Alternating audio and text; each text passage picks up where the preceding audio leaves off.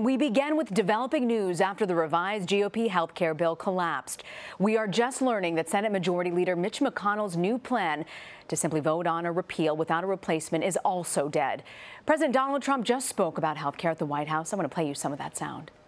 We have to get more Republicans elected because we have to get it done. We got it passed in the House. We would have gotten it very much. Yeah, you can't use his head as a stand, right? We don't want that to happen. You're messing with the wrong guy here. So we want. I think we're going to do very well, actually, in 18. I would be not surprised if something were done long before that. But in any event, because the margin is so small, the majority margin is so small, we're going to have to go out and get more Republicans elected in 18, and I'll be working very hard for that to happen, okay? And it would be nice to have Democrat support, but really they're obstructionists. They have no ideas. They have no thought process. All they want to do is obstruct government and obstruct, period. And in this case, think of it. So many good things, we didn't get one vote, and their plan has failed. And by the way, Obamacare isn't failing. It's failed. It's gone. So I think something's going to happen. We'll find out. Stay tuned. Thank you all very much. Joining us now, Ed O'Keefe, CBS News political contributor and a Washington Post congressional reporter. Okay, Ed, so many senators rejected the repeal and without a replace approach. Why do you think that Mitch McConnell was trying to bring it back? Because he understood that this was the next best option. This was Plan C. And it, was seen at this point as the only way, really, to get the ball rolling once again. Set up a clean repeal of this over a 2-year window, spend the next 2 years coming up with a replacement plan, stabilize the markets as they exist right now. But enough Republicans said, even before lunch was served to them today, that they just couldn't do this because they understood the instability it would create in the insurance markets and, frankly, the political instability it would probably create for them as well. So what exactly they plan to do next? Hard to say. It's only Tuesday. It's only early afternoon. And they're going to have to come up with some other plan or tell the White House, essentially, it's dead for now. We've got to send it back and do some bigger work on this over the next few months, possibly. And I want to read you a statement that Senator McCain just put out, and it's saying that Congress must now return to regular order, hold hearings, receive input from members of both parties. McConnell's also saying he's going to work on bipartisan legislation. How likely is this to happen, Ed? It's going to be really difficult, Rena. I just actually spoke a few moments ago with Marco Rubio, the senator from Florida, who said it's going to be hard to find Democrats willing to work with us because they're now beginning to face pressure on their left flank to focus on some kind of single-payer Medicare for all program that's backed by Bernie Sanders and the far-left wing of the party.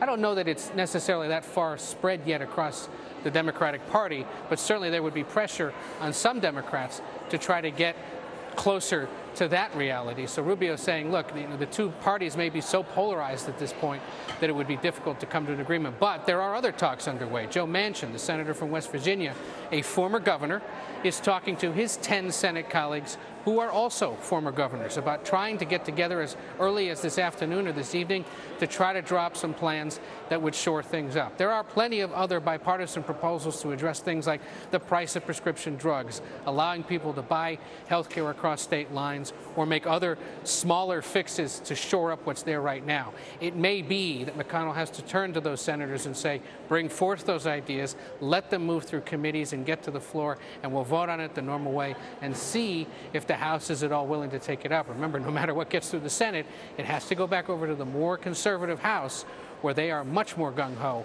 about completely repealing the law and coming up with a replacement later. And speaking of the House, House Speaker Paul Ryan spoke today about the Senate health care plan collapse. I want to play you some of that sound. Sure. I'd like to see the Senate move on something. We are proud of the bill that we passed. We passed a bill to repeal and replace Obamacare, to replace it with a better system. But as you well know, the legislative process, for it to work, House has to pass a bill. We've done that. The Senate's got to pass a bill for us to even move the process forward. That's the next step. So we're hoping that they can achieve that next step so that we can bring real relief. So he previously said don't bet against Senator McConnell on this. What do you think this all means for the rest of the GOP agenda, Ed? It puts everything now at a pause yet again. The hope was that this could get settled, at least on the Senate side, by the end of this week. John McCain's illness obviously delayed that. Many thought for at least a week. But now that some of his colleagues have stepped forward and said, I too don't like this, it may be that health care now has to be totally set aside so that the party can focus in on tax reform. That is an issue that would have to begin in the House. It has to some extent, but not officially, and then get its way back over to the Senate. And you'd start to have the same kind of fights between the moderates and the conservatives and others, even though there's a strong desire among Republicans to revamp the tax code, just as there has been to repeal Obamacare.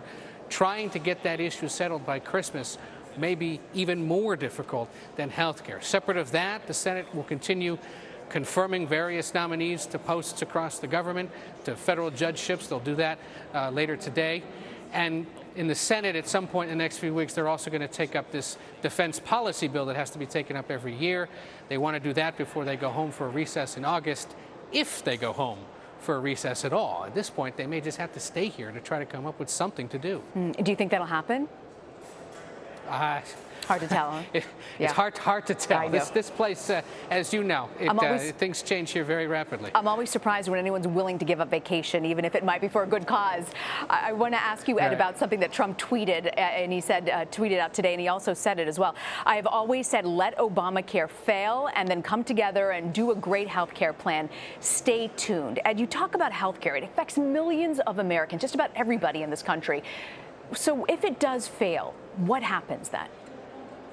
Well, in essence, the insurance markets start to collapse, and you know, people's coverage could disappear, or their premiums and deductibles will go up, and it's just going to cause great uncertainty. Companies may have to dump their coverage for employees as well, or at least raise the rates on them, making it unaffordable for people to stay on their company plans. So it would just cause great economic chaos at a time when the economy is moving at a pretty good clip, when unemployment's in good shape, when interest rates are on the way up just a little bit because the employment situation is doing so well.